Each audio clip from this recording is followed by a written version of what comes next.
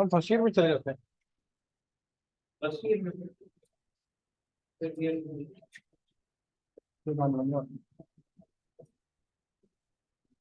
ये बच्चे सारे फाइनल ईयर के भी देंगे ना, ताकि इधर ही बैठे सारे इधर ही हो जाए। मैंने जूम मीटिंग स्टार्ट तो करनी है।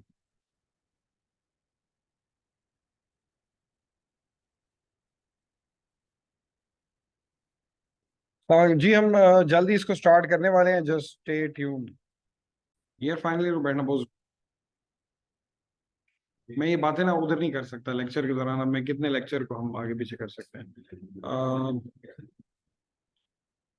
देखें, जहां तक मैं स्टार्ट करूंगा, ऑफ कोर्स ये जो इसको इसके आज के सेमिनार को करने का मकसद एक ही है, और वो है असल मकसद है स्कॉलरशिप्स, ब्रॉड स्टडी के लिए scholarships. That's the main purpose. और इसके लिए मैं थोड़ा सा मोटिवेशन, हमारा मेन मोटिवेशन लेटर पे भी मैं आता हूँ, लेकिन मेन मकसद ये मोटिवेशन लेटर पे हम सेमिनार कर क्यों रहे हैं। पॉइंट्स जो बाहर जाने के लिए या स्कॉलरशिप्स के लिए, ब्रॉड स्कॉलरशिप्स के लिए हमें जो चीज़ें चाहिए वो हैं, क्या हमें चाहिए, मैं ये डिस्कस करने लगा हूँ। जो स्कॉलरशिप लिंक्स हैं उनको हम कैसे देख सकते हैं, और अभी इस साल हमारे पास कितना टाइम बच गया है, और अगर हमने स्कॉलरशिप पे जाना है नेक्स्ट जो जो नेक्स्ट ईयर है उसके अंदर, तो लेट्स सी हमारे पास होना क्या चाहिए। अगर आप स्कॉलरशिप के लिए अप्लाई कर रहे हैं तो आपके पास क्या होना चाहिए। ये मैं मुखातिब किन से हूँ, ये मेन जो जो यानी ये सेमिनार है ये टारगेटेड है फाइनल ईयर के पे, जो भी इंजीनियरिंग के फाइनल ईयर में है, कोई मास्टर्स इन साइंस कर रहे हैं उसके, यानी जो बंदा भी अपने 16th ईयर ऑफ एजुकेशन में है, मैं उनसे मुखातिब हूँ। और यानी मेन ही उनके लिए। ऑफ कोर्स अगर कोई थर्ड ईयर का बैठा है, मैं ये नहीं कह रहा कि आप थर्ड ईयर का है, सेकंड ईयर का है, अच्छा आपको टाइम से पहले पता होना चाहिए कि हमने करना है। और दूसरा मैं मुखातिब हूँ उन लोगों से जो डिग्री कर चुके हैं अपनी, ये उन लोगों से मैं मुखातिब हूँ। आपके पास रिकमेंडेशन लेटर्स होने चाहिए। अभी टाइम बहुत कम रह गया है, रिकमेंडेशन लेटर्स आप फाइनल ईयर के स्टूडेंट से मुखातिब हूँ, आपको चाहिए। अगर आपने अभी तक नहीं किया तो ये कोई भी टीचर आपको खुद नहीं लिख के देगा, ये आपने खुद ही लिखने हैं। खुद लिख के आप टीचर को दे देते हैं फर्स्ट ड्राफ्ट। वो क्या करता है, उसको देख के पहले तो आप जिस टीचर से आपने लिखवाने हैं उससे कहें कि सैंपल आपको दे दे, उसके पास अगर कोई सैंपल होगा आपको दे देगा। अगर आप उस सैंपल के मुताबिक जैसा वो चाहता है उसको लिख कर दे दें। फिर टीचर का ये होता है कि अमूमन वो उसमें से कोई बता देता है कि यार ये चीज़ें निकाल दो, ये चीज़ें ऐड कर दो। इस तरह से वो आपका उस टीचर के साथ आपका कनेक्शन अब क्या हो गया, फिट हो गया। फिट इस तरह से हो गया कि अब जस्ट उसको ईमेल आनी है और उसने रिकमेंडेशन लेटर क्या करना है, अपलोड कर देना है। आपने खुद ही बना के दिया हुआ है उसको, उसने अमेंड किया हुआ है। तो याद रखिएगा रिकमेंडेशन लेटर आप ही को लिखना पड़ेगा। हालांकि ऐसा होना नहीं चाहिए, टीचर को लिखना चाहिए, लेकिन टीचर अगर 40 बंदों का लिखने बैठ जाए तो हो गया काम।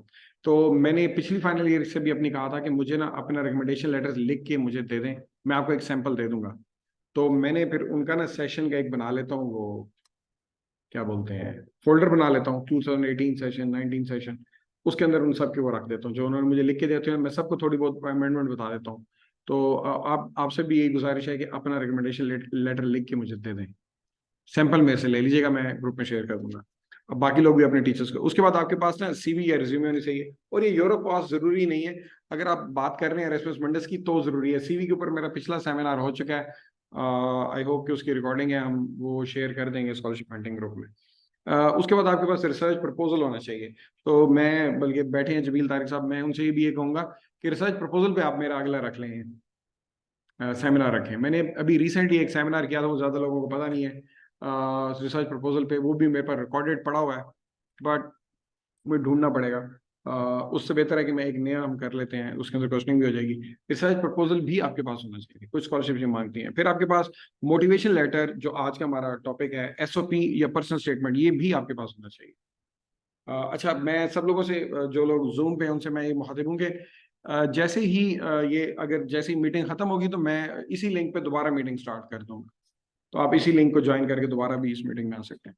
तो motivation letter, SOP, personal statement, ये भी लिखा होना चाहिए क्योंकि स्कॉलरशिप्स वाले ये भी मांगते हैं। तो आपके पास सीवी होनी चाहिए। ट्रांसक्रिप्ट जो है ना, अक्सर सवाल ये होता है कि 6 सेमेस्टर वाली चल जाती है। जी बिल्कुल चल जाती है। इस चक्कर में ना रहे, अक्सर लोग मिस गाइड करते हैं। वो ये कहते हैं कि जी उस वक्त तक आप अप्लाई नहीं कर सकते जब तक आपकी डिग्री कंप्लीट ना हो। ऐसा कुछ भी नहीं है। आपने जितने सेमेस्टर किए हुए हैं वो 6 सेमेस्टर तक बनाएं और उसको अप्लाई करें। They hire you, of course. यही तो टाइम है। बाद में आपने 1-2 साल खजल खुआर होकर बाद में अप्लाई करना है। वो उस दिन आप लोग आए थे, मेरी कोई बैठा था मेरे पास, एक सीनियर। कितने साल जॉब थी ऐसे? मुझे तो पता है ना, हमें तो पता है। तो बाकी यहाँ पे कुछ फिलोसफर होते हैं फाइनल ईयर के अंदर, वो उनकी फिलोसफी में सुन सुन के थक चुका हूँ मैं, अब नहीं सुनता। तो उसके बाद कवर लेटर आपको आपके पास होना चाहिए। इसके इसके मेरा ख्याल है हम रिसर्च प्रपोजल कवर लेटर पे अलग से सेमिनार कर लेंगे। इसके बाद आपके पास ऑफ कोर्स आइल्स होना चाहिए। आइल्स के अगर आपके पास नहीं है, इसके ऊपर भी बड़ी मिसकॉन्सेप्शंस हैं और बहुत सारे लोगों की बहुत सारी फिलोसफीज हैं। अब इतना एक्सपीरियंस होने के बाद मैं ऐसे लोगों जिनका कोई एक्सपोजर नहीं है उनके साथ में ना बहस करने को तैयार हूँ आइल्स के ऊपर, ना कुछ करने को तैयार हूँ। मतलब मैं इस पे बहस नहीं करना चाहता। उसकी वजह यह है कि आपको आइल्स देना है। बाकी आई डोंट नो, आप जो आपको ये बता रहा हो उससे पूछ ले यार, तूने कितने लोगों की स्कॉलरशिप लगवाए हैं और तू खुद कितने स्कॉलरशिप क्या कर चुका है, अवेल कर चुका है, जिसपे तूने खुद पीएचडी की है, वो भी हमें बता दे।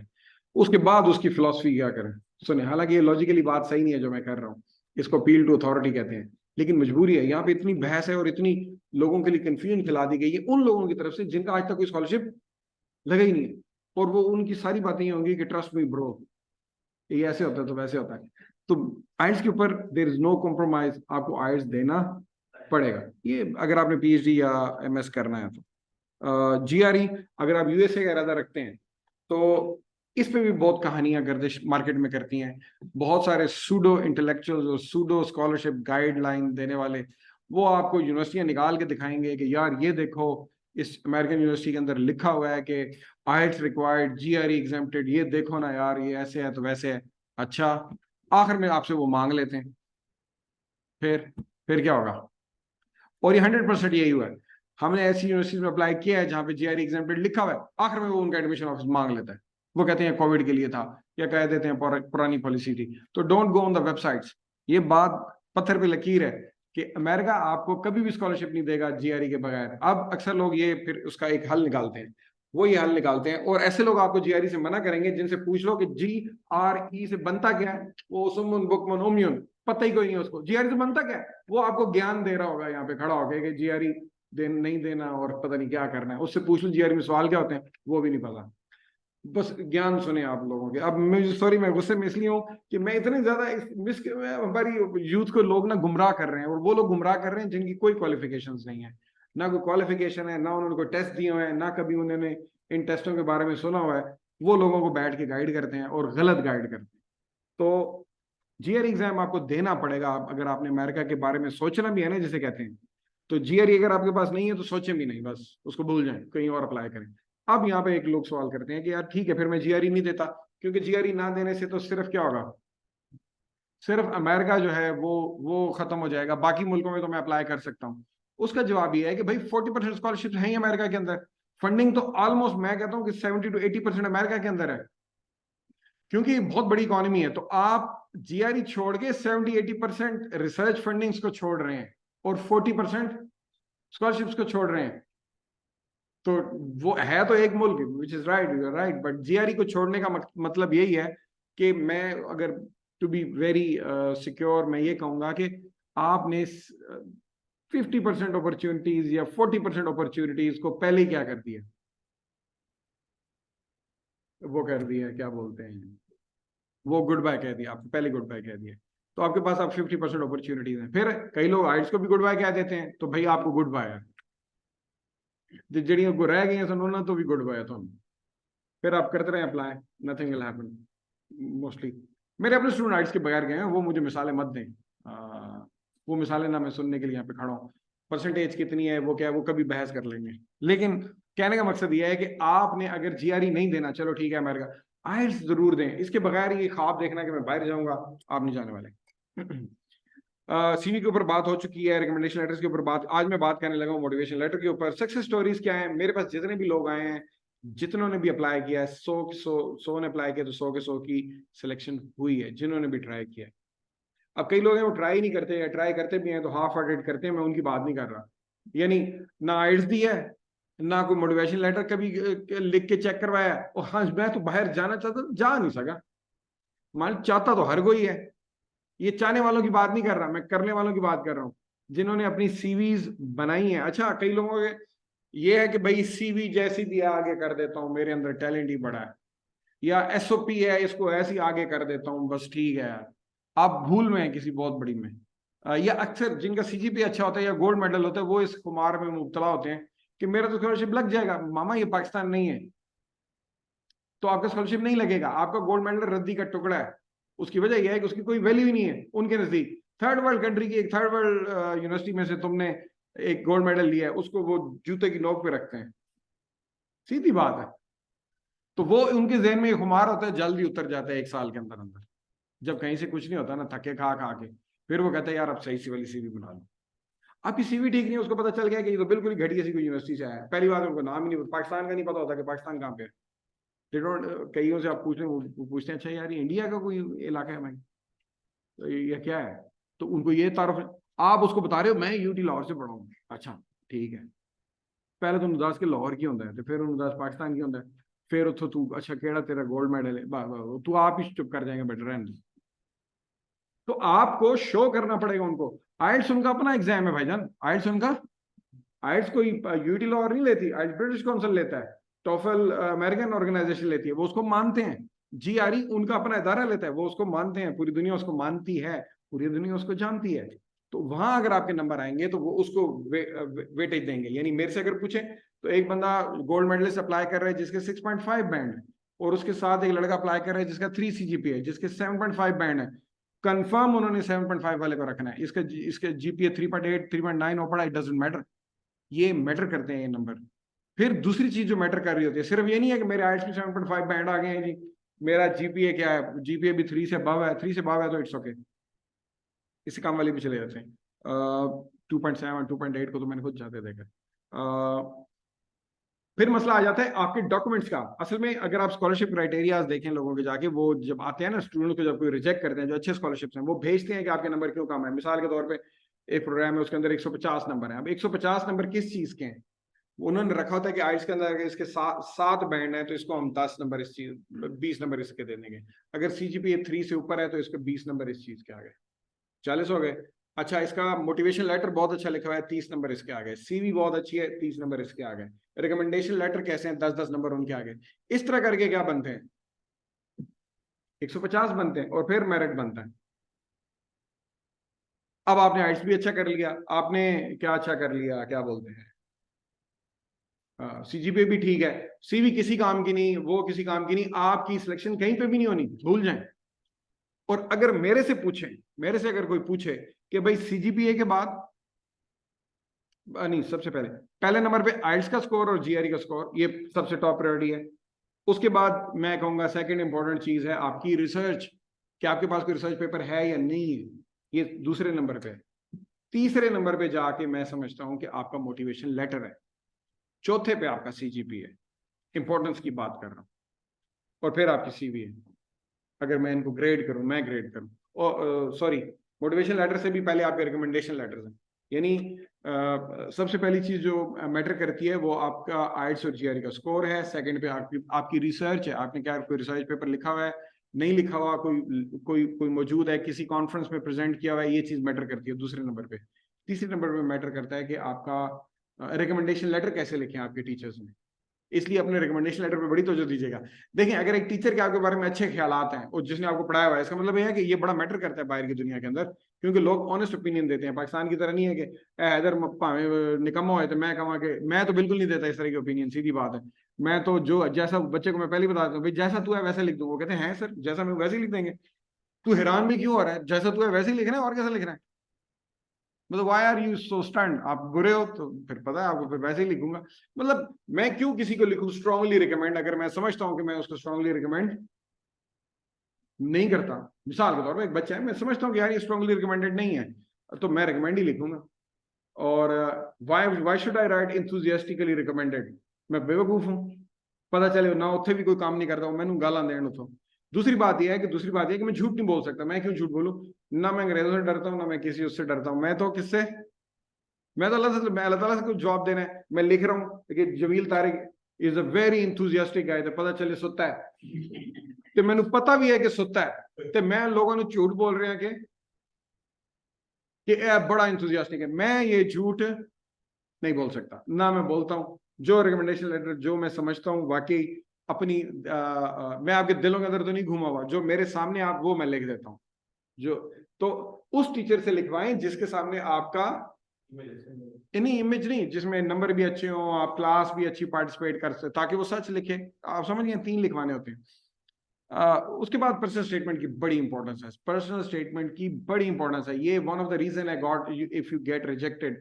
कई लोगों के आइल्स के नंबर बड़े अच्छे होते हैं, जीआरई वगैरह अच्छा होता है, सीजीपी अच्छा होता है, they get rejected and they are like what, कि भाई ये तो क्यों नहीं, मैं क्यों नहीं हुआ, ये फलाना क्यों हो गया। उन्होंने कहा कि मेरे तो काट देते जीपीएससी या नंबर, वो किस तरह हो गया भाई ना, इस तरह से हो गया कि वो बाकी शय में ठीक सन। और उन बाकी शयों में रिकमेंडेशन लेटर्स के बाद मोटिवेशन लेटर सबसे इंपॉर्टेंट है। क्यों इंपॉर्टेंट है मोटिवेशन लेटर या स्टेटमेंट ऑफ पर्पस, या आप कह लें कि पर्सनल स्टेटमेंट, ये होती क्या है, इनमें इनमें फर्क क्या है। मेरे ख्याल में, मैं अपने हिसाब से बात करूं, मैं इनको एक ही समझता हूं, पर्सनल स्टेटमेंट को, स्टेटमेंट ऑफ पर्पस को, और मोटिवेशन लेटर। वजह क्या है? वजह ये है कि भाई टाइम नहीं है इतना, आपने साथ पढ़ना है, साथ नौकरी भी करनी है, अगर लेट से आप एलुमनाई हैं, इस तरह की चीजें हैं, लाइट जला के फोटो खींच ताकि सही आए।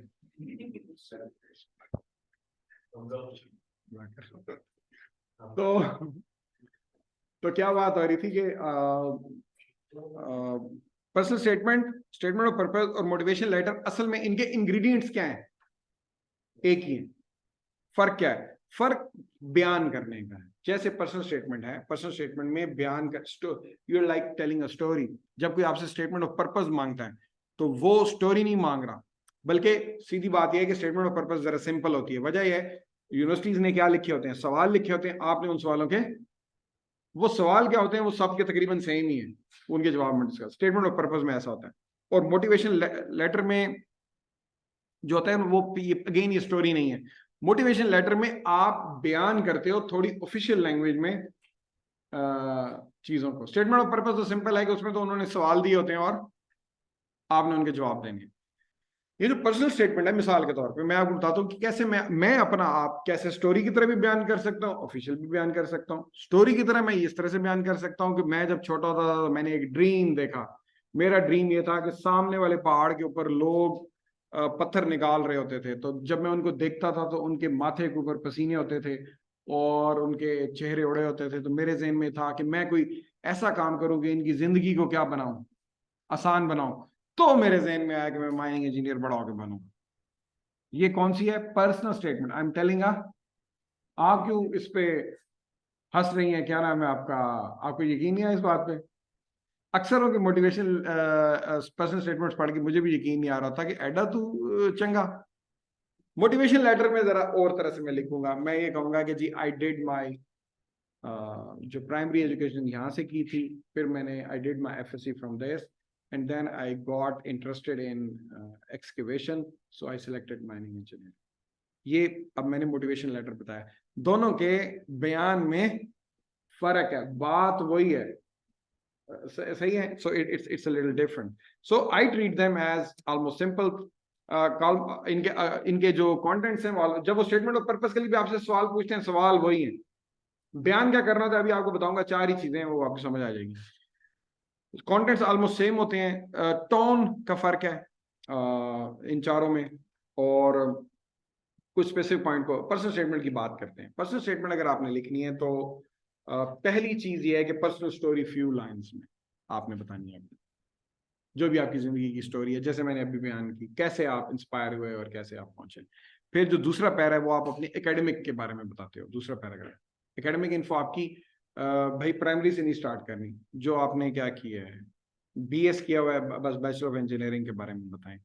अब आप बैचलर ऑफ इंजीनियरिंग के बारे में क्या बताएंगे? आप यही बताएंगे कि मैंने, अच्छा एक चीज और होती है, सीजीपीए लिखने से फर्क नहीं पड़ता। उसकी वजह यह है कि जो हमारे यूरोपियन कंट्रीज हैं या वेस्टर्न कंट्रीज हैं, वहां पे 3.5 से जो कम जीपीए उसको तो बहुत ही बुरा समझा जाता है, यानी उनके ख्याल में तो ये फेलियर है काइंड ऑफ। उसकी वजह यह है कि वहां पे जरा नंबर क्या मिलते हैं, खुले। मैं आपसे बयान करता हूँ, अब थोड़ा सा अंदाजा लगाए, मेरा पीएचडी के अंदर सीजीपीए कितना होगा? बिल्कुल ऐसे 4 है, 4/4 है। जी हाँ, ये एक अपना सीजीपीए बताने का भी अच्छा तरीका। तो इसका मतलब ये हुआ कि वेस्ट के अंदर सीजीपीए लेना कोई मुश्किल नहीं है। सीधी बात, अगर मेरा आ गया तो किसी का भी 4 आ सकता है, मैं तो ये समझता हूँ वहां पे। तो वहां पे अगर आप जब सीजीपीए अपना लिखते हो 3.6 3.7, इट जस्ट डजंट मैटर। मेरे से पूछे, मैं तो जिसका भी सीजीपीए 4 से कम हो मैं तो वैसे ही नालायक समझता हूँ। स्टैंडर्ड्स है ना। If you are telling me 3.99 तो मैं कहूँ loser, where did you lose 0.1, right. तो एनी हाउ, तो इसलिए इस चीज को वाजे करने के लिए जब आप लिखें अपने एकेडमिक इन्फो जिसके अंदर अपना बीएस एंड एमएस आप लिख रहे हैं, तो मेरी आपसे गुजारिश ये है कि उसके अंदर ये जरूर लिखें कि ये जो मेरा सीजीपीए आया 3.65 है, जो भी है, मैं इतनी पोजीशन पे हूं अपनी क्लास में, 4/35 हूँ या 4/20, ताकि उनको आइडिया हो कि ये इसका सीजीपीए अच्छा है या नहीं, ये कोई इतना माड़ा नहीं है, पोजीशन से समझ आ जाती है। और उसके बाद जो एकेडमिक इन्फो का पैरा होता है, मैं इस पे कॉन्सेंट्रेट कर रहा हूँ, जो दूसरा पैरा है इसके अंदर आप दूसरी चीज जो लिखते हैं कि मुझे इन इन सब्जेक्ट में इंटरेस्ट है। जारी बात है 40 सब्जेक्ट है, 40 तो नहीं लिख रहे हैं। अगर आप किसी मिनरल प्रोसेसिंग की फील्ड में दाखिला एमएस मिनरल प्रोसेसिंग के लिए कर रहे हैं, तो मामा उसके अंदर मिनरल प्रोसेसिंग लिख दे, फ्लूइड मैकेनिक्स लिख, स्टैटिस्टिक्स लिख, 2-3 इस तरह के लिख। साथ अगर आप घेर देंगे सरफेस माइनिंग, अंडरग्राउंड माइनिंग, वो कहेंगे की कर रहे हैं यार। इसी तरह मैं ही वो जमील तारे की जब अप्लाई कर रहा होगा अंडरग्राउंड एमएस के लिए, तो उधर कहीं शौक अपना कोई और, स्टोरी भी कोई और। अनफॉर्चुनेटली ये करना पड़ता है। तो आपने सब्जेक्ट सिर्फ वो लिखने हैं जो आपके जिस प्रोग्राम में आप क्या कर रहे हो, अप्लाई कर रहे हो, उससे क्या है। ये होगी एकेडमिक इन्फो। दूसरी है रिसर्च इन्फो, आप बताते हो रिसर्च और वर्क एक्सपीरियंस। इसके अंदर आप क्या लिखेंगे? इसके अंदर आप ये लिखेंगे कि जी मैं एफआईपी कर रहा हूं इस मौजू पे, और हमेशा जब आप लिखें ना कि मैं इस मौजू पे कर रहा हूं, थोड़ा सा बताएं कि क्या कर रहे हैं और उससे आपने सीखा क्या है। लेट से एक बंदा है, उसका फाइनल ईयर प्रोजेक्ट है और वो कहता है कि यार मैं इसके अंदर बैटरीज में से कोबाल्ट निकाल रहा हूँ, ठीक है, ये वाली बैटरीज है उनमें से कोबाल्ट निकाल, थोड़ा सा बता के इस तरीके से निकाल रहा हूँ। अब वो कहेगा जी मैंने सीखा क्या है, मैंने बैटरी को डिसअसेंबल करना सीखा है, मैंने लीचिंग करनी सीखी है, मैंने क्या करना सीखा है, इलेक्ट्रोविनिंग करनी सीखी है, मैंने इलेक्ट्रोविनिंग अपैरेटस को ऑपरेट करना सीखा है, मैंने पीएच मेजर करनी सीखी है। You tell the skills which you acquired doing that research project, क्योंकि वो इसमें इंटरेस्टेड है। मैंने मैंने आईसीपीएमएस के रिजल्ट्स को इंटरप्रेट करना सीखा है, मैंने स्कैनिंग इलेक्ट्रॉन माइक्रोस्कोप को, देखे ना, आप थोड़ा सा सोचेंगे आपको उसमें बड़ी स्किल्स नजर आएंगी, वो आपने हाईलाइट करनी है। तो अगर आपके पास एक रिसर्च वर्क है, अगर 2 हैं या 3 है, तो पहले आप रिसेंट वाला बता दें, फिर पिछले 2-3। अब अपनी सीपीस भी आप बता रहे हैं, लेट्स से आप मिनरल प्रोसेसिंग के लिए कर रहे हैं, तो मिनरल प्रोसेसिंग के अंदर जो लैब के अंदर आपने प्रोजेक्ट किया उसको भी डाल दें, क्योंकि आप फाइनल ईयर के स्टूडेंट हैं, इतनी ज्यादा रिसर्च नहीं है, उसको भी डालें अपने रिसर्च एक्सपीरियंस में। उसके अंदर शेकिंग टेबल लिख दें, ये सारा कुछ जो भी आप सीखते हैं वो लिख दें, मैंने सीखा है।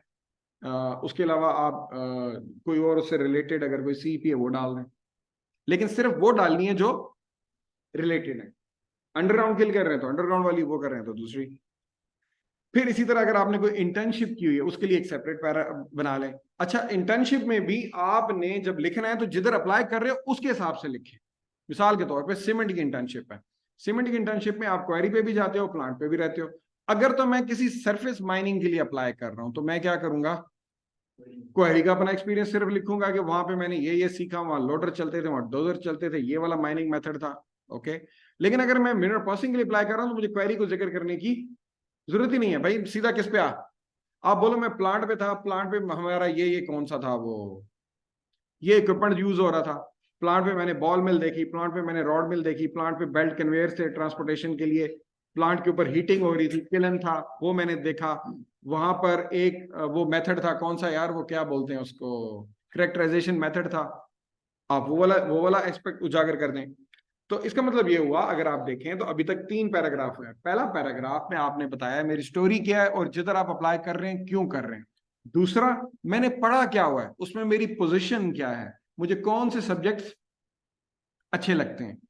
तीसरा, मेरी रिसर्च क्या है, मैंने उससे सीखा क्या है। और रिसर्च के आखिर में भी आप लिखोगे, आखिरी पैराग्राफ के आखिर में, कि भाई ये चीज देखते हुए मैंने अप्लाई किया है किधर।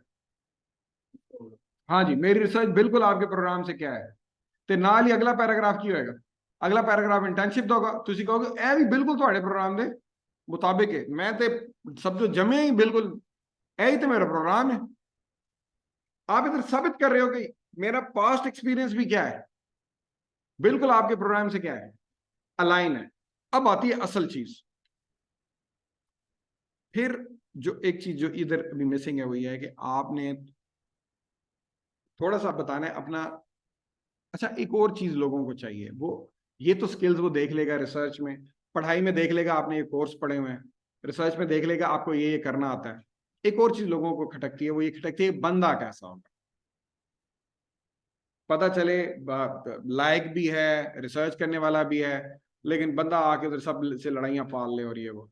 इसलिए आपकी एक्स्ट्रा करिकुलर टफ है, एक्स्ट्रा करिकुलर एक्टिविटीज आप मेंशन करते हो। अब एक्स्ट्रा करिकुलर एक्टिविटीज जब आप मेंशन करते हो तो वो भी ऐसी मेंशन करनी है जो उनसे क्या हो, रेलेवेंट हो। उनसे रेलेवेंट क्या हो सकती है रिसर्च से।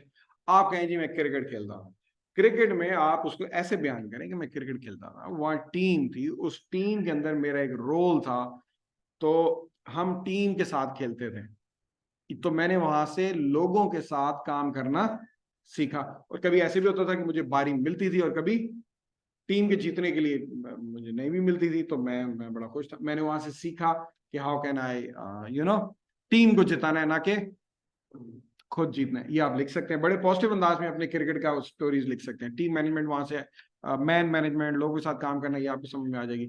आपने कोई इवेंट ऑर्गेनाइज किया तो आप कहेंगे कि जी इवेंट मैंने ऑर्गेनाइज किया, वहां से मैंने लोगों से जब काम लिया मुझे मैन मैनेजमेंट आई। कुछ लोग रेजिस्ट करते हैं, काम नहीं करते, तो मैंने उनको बड़े इस तरीके से उनसे काम करवाया, लेट से किसी को कुछ खाना शाना खिला के, अप्रिशिएट करके, इस तरह से मैंने काम करवाया। ये शो करती हैं आपकी सॉफ्ट स्किल्स हैं इस बंदे के अंदर। क्यों?